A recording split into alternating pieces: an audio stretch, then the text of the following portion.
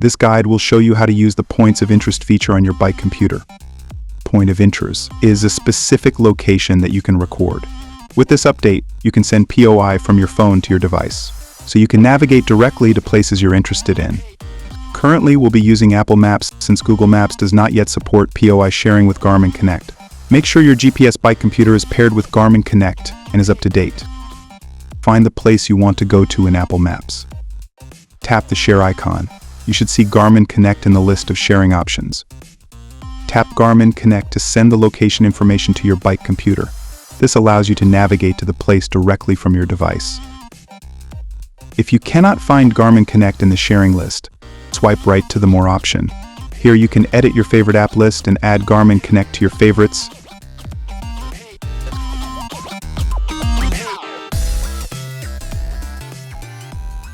Making it easier to find for navigation next time. For more help, please visit support.garmin.com.